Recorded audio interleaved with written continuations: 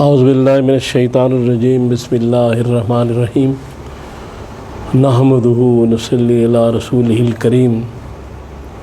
انتہائی قابل احترام سامعین و حاضرین، مجھ سے اچھے لوگوں، السلام علیکم ورحمۃ اللہ وبرکاتہ۔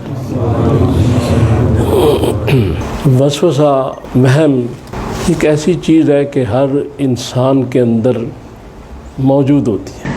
کچھ وسوسے ایسے ہیں جو شیطان بھی ڈالتا ہے، بعض ایسے لوگ ہوتے ہیں کہ جو زیادہ سینسٹیو طبیعت کے ہوتے ہیں، اس کو زیادہ وہ اپنے اوپر طاری کر لیتے ہیں۔ کئی لوگ ایسے ہوتے ہیں کہ وہ وضو کرتے وقت سمجھتے ہیں کہ ہماری کونی گیلی نہیں ہوئی، ٹخنا خشک رہ گیا، پھر دھویا، پھر خیال آیا، پھر آدھا گھنٹہ اسی میں لگ گیا، اب وہ اتنی دیر میں نماز بھی چلی گئی۔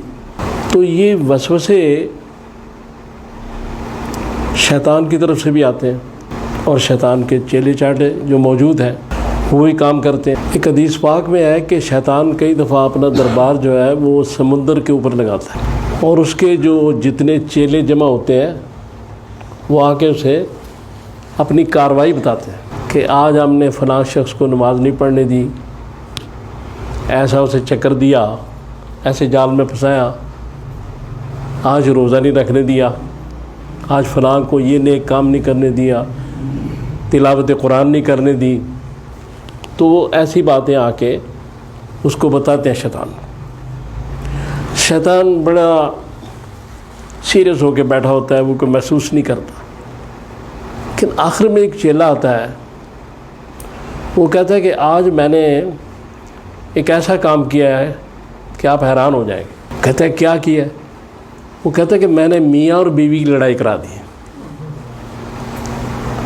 تو شیطان اٹھتا ہے، اس کو گلے سے لگاتا ہے اور کہتا ہے تو نے بڑا بہترین کام کیا ہے۔ یعنی دو اشخاص، میاں یا بیوی یا دوست یا رشتہ دار، ان میں لڑائی پیدا کرنا شیطان کا کام ہے، اور شیطان اس کو بہت پسند کرتا ہے۔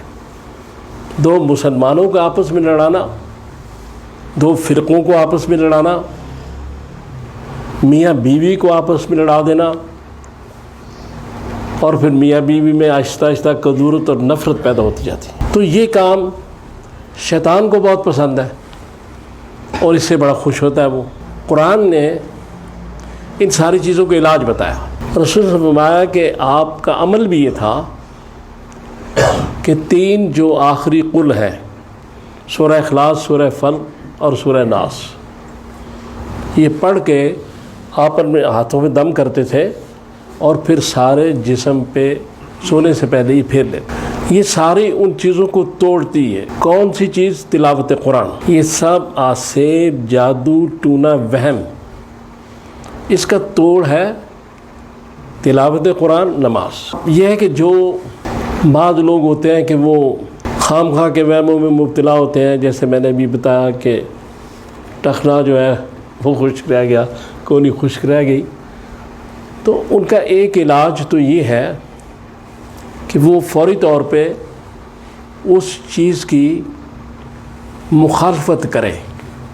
3 دفعہ اگر انہوں نے وہ کام کر لیا ہے، بازو دھو لیے، پاؤں دھو لیے ہیں، لیکن اس کے باوجود ہی وسوسہ قائم ہے، تو پھر اس کی مخالفت کرنی شروع کر دیں کہ یہ شیطان کی طرف سے ہے، اور اعوذ باللہ من الشیطان الرجیم پڑھیں، لا حول ولا قوت الا باللہ پڑھیں۔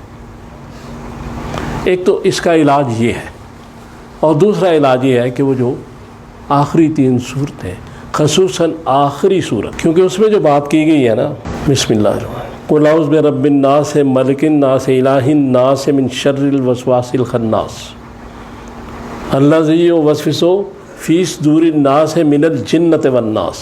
یعنی 3 یہاں اللہ تعالیٰ نے اپنی صفات بیان کر کے پھر بیان شروع کیا ہے کہ پناہ مانگو رب سے، انسانوں کے رب سے، پناہ مانگو انسانوں کے بادشاہ سے، ملک الناس، الہ الناس، جو الہی ہے سارے انسانوں کا، اس کی پناہ مانگو شیطان سے، شیطان مردود سے۔ اور پھر اس کے بعد یہ بتایا گیا کہ یہ کام جو کرتے ہیں یہ شیطان بھی کرتے ہیں اور کچھ انسان بھی کرتے ہیں۔ وہ انسان کون ہوتے ہیں؟ وہ انسان وہ ہوتے ہیں جو شیطان کے نقش قدم پہ چلتے چلتے شیطان بن جاتے ہیں۔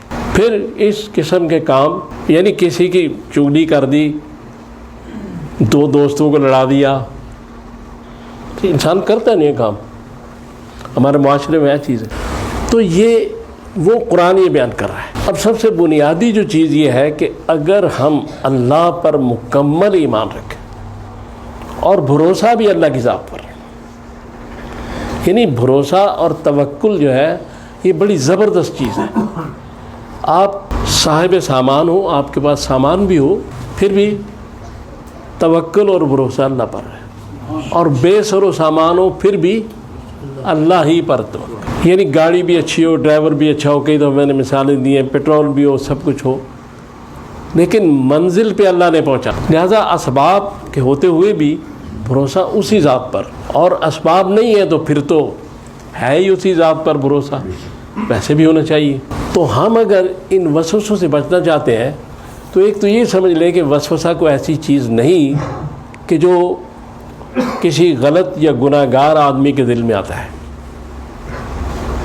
کیونکہ ایک صحابی نے رسول صلی اللہ علیہ وسلم سے کہا کہ یا رسول اللہ مجھے ایسے وسوسے آتے ہیں، یہ عقیدے کے وسوسے جن کا تعلق عقیدہ کے ساتھ ہے، اللہ کی ذات کے بارے میں، دوسرے کہ اگر میں بیان کر دوں تو میں جل کے کوئلہ ہو جاؤں۔ تو آپ نے فرمایا کہ دیکھو یہ سب شیطان کی کارستانی ہے، چور وہیں جاتا ہے جہاں مال ہو، تم صاحب ایمان ہو اس لیے یہ وسوسہ ڈال رہا ہے، اگر تم بے ایمان ہوتے تو ضرورت ہی نہیں تھی نا، تو اس لیے وسوسے سے گھبرانا نہیں چاہیے۔ تو حضور نے فرمایا کہ یہ جو تمہیں خیال آیا ہے کہ میں جل کے کوئلہ ہو جاؤں، یہ اس چیز کی نشاندہی ہے کہ وسوسہ تو ڈالا جو سورہ ناس میں کہا گیا، لیکن پھر جب تم نے اللہ کو یاد کیا تو شیطان پیچھے ہٹ گیا۔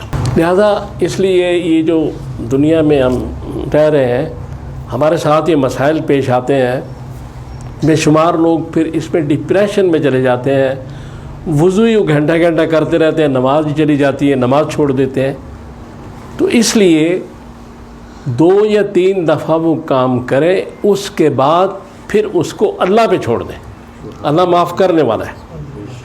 اب بعض لوگ کہتے ہیں ہمیں نماز کے اندر خیالات آتے ہیں، وسوسے آتے ہیں، ہر انسان کو آتے ہیں، تو وہ علماء یہ کہتے ہیں کہ وسوسہ آنا کوئی گناہ نہیں نماز کے اندر، لیکن خود بخود لانا یہ گناہ ہے، اچھی بات نہیں ہے۔ لیکن اگر وہ وسوسہ آ رہا ہے تو آپ اگر توجہ، سورہ فاتحہ ہر مسلمان اس کا ترجمہ جانتا ہے، وہ سورہ فاتحہ جب پڑھی جائے اس کے ترجمے کی طرف توجہ رہے، اور وہ جو باقی جب وہ جو تلاوت امام صاحب کر رہے ہیں اگر وہ آیت اس کو آتی ہے، وہ سورت اس کو آتی ہے تو پھر اس کے ترجمے کی طرف، اگر نہیں آتی تو سورہ فاتحہ جو ہے اس کو ذہن میں رکھا جائے تو اسے بے شمار چیزیں ٹھیک ہو جاتی ہیں۔ لیکن ان چیزوں کی وجہ سے نماز چھوڑ دینا کہ مجھے وسوسے آتے ہیں، مجھے خیالات آتے ہیں، یہ بہت زبردست گناہ ہے، چونکہ یہ تو میں نے بتایا نا صحابہ کو آتا۔ لہذا ان چیزوں سے مایوس نہیں ہونا، ہر چیز کا علاج اللہ کے پاس موجود ہے، اور ہم بندگی جس کی کرتے ہیں وہ ہماری حفاظت بھی فرماتا ہے، ان چیزوں سے بچاتا بھی ہے جو شر انگیز چیزیں ہیں۔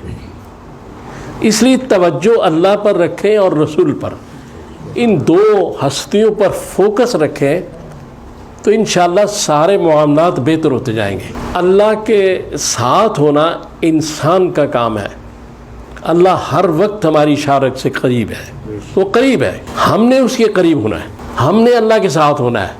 اللہ تو ہمارے ساتھ ہے تو ہم اسی وقت اس کے ساتھ ہو سکتے ہیں جب اس کے رسول اکرم صلی اللہ علیہ وآلہ وسلم کی اتباع اور ان تعلیمات پہ عمل کریں۔